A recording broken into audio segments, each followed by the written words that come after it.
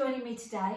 Today I'm going to talk about divided attention and how you can use this to better understand your own body and your own way of moving, and also how you might be able to use this to help patients if you're a physiotherapist or similar. So what do I mean by the term divided attention?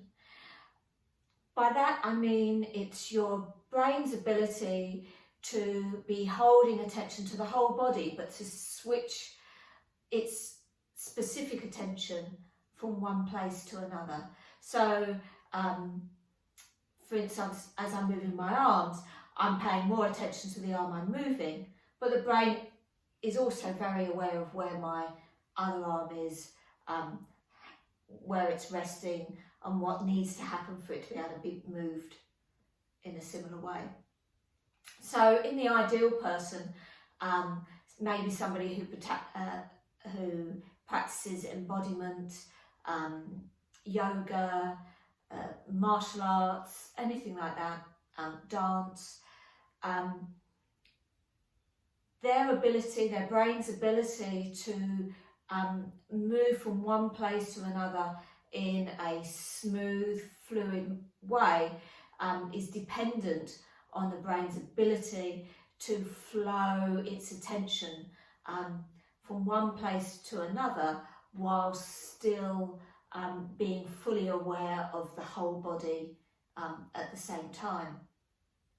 So what I want to do, just to better explain that, is for us to do a simple exercise where you can experience how changing where you're paying attention to may alter which muscles you switch on, how much, and how happy you are to move out of your base of support. So I'm just going to stand up, move this out of the way. So we're just going to very simply take a step forwards and backwards with our right leg. Just a very small step and quite slowly. And as you do, as you settle into that movement of just stepping forwards with your right leg and back with it, firstly, I want you to pay attention to your left foot, where it's in contact with the floor, how tense it is maybe, or how relaxed it is. Just pay attention to your left foot. Now switch your attention to your left knee. What happens when you pay attention to it? Now when I do, it makes me stand up a little bit taller, find a little bit more tension within it. I tend to find that if I pay too much attention to my knee, my foot gets a little bit stiffer.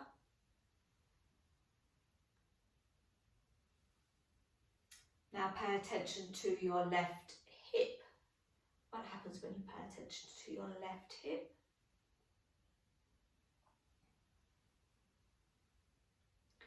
And then let's switch our attention to our other leg.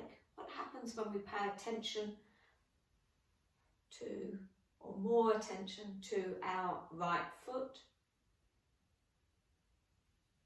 I notice when I do that, my balance is perhaps a little bit impeded from my left leg.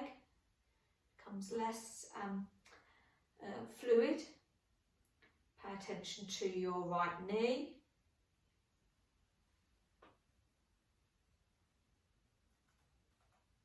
Your right hip.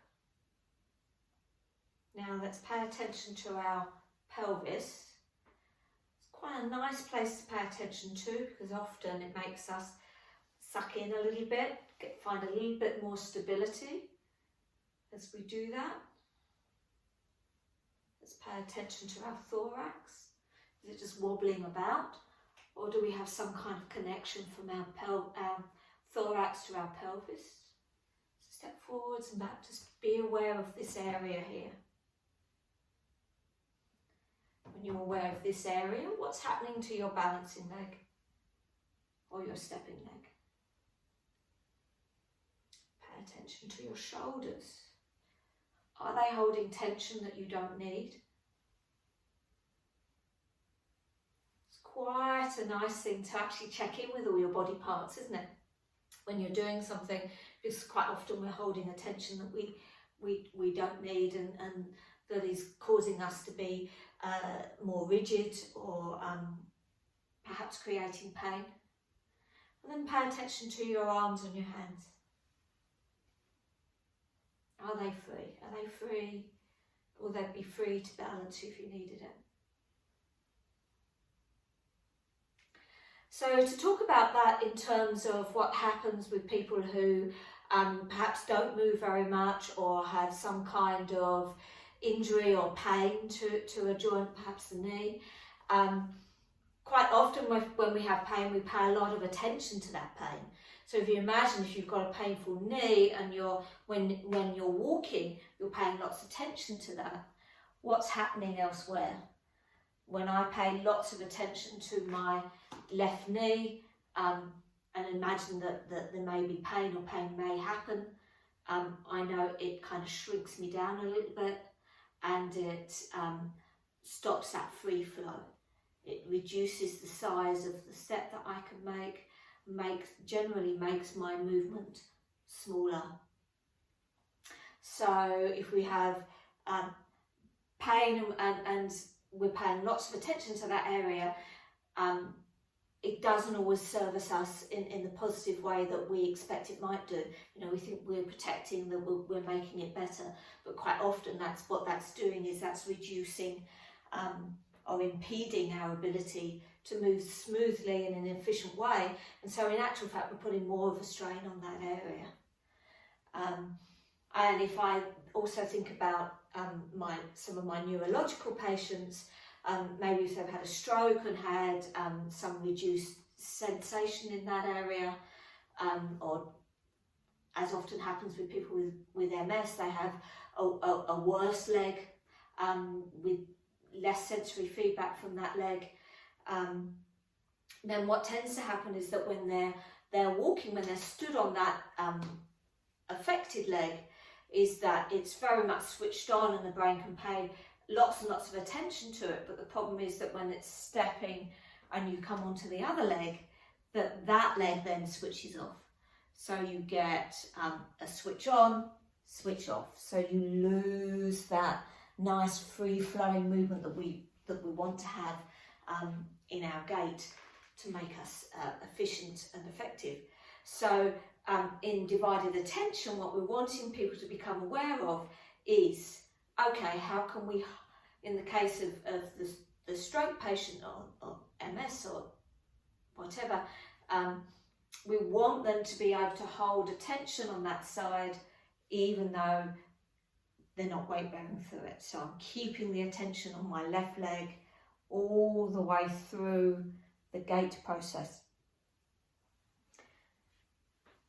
With somebody who's got maybe an arthritic knee and has got very used to protecting that knee, it's trying to get them to maybe pay attention to something else, to be paying attention to their foot as it reaches the floor, or their other leg, so that they're practicing striding out and moving without that holding on and that holding, because what that does is that actually puts more of a strain on the area. For most of us who don't have a specific injury or neurological problem, this is still really useful because we tend not to be completely symmetrical. I know myself that I've been working for a long time on evening myself up, and did have a very big tendency to always be on my right leg and switch off my left leg.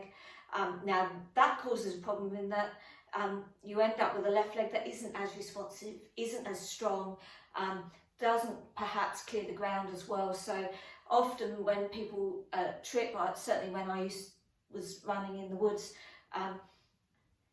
if I was going to trip over a root, it was going to be my left leg that had tripped. So it's clearly an issue for me. So what I've done is worked an awful lot on paying attention and spending a lot of time activating that side and getting my brain to pay more attention on and keep that attention. So I do that when I'm running, paying much more attention to my left leg to keep it switched on. So I'll leave you with that. That's divided attention, and why it's important really for all human beings, so that we can work on our ability to move in a flowing, efficient and effective way, and stimulating our brains to have a more symmetrical approach to how we move our bodies. I hope you found that useful. Please leave comments. If you want to take this further and you're a physiotherapist or a OT or an osteopath, then register your interest with me. When COVID reduces, I'm going to be running some more of my courses about sensory feedback and how we can utilise that to maximise our human movement abilities and those in our patients. Thank you for joining me.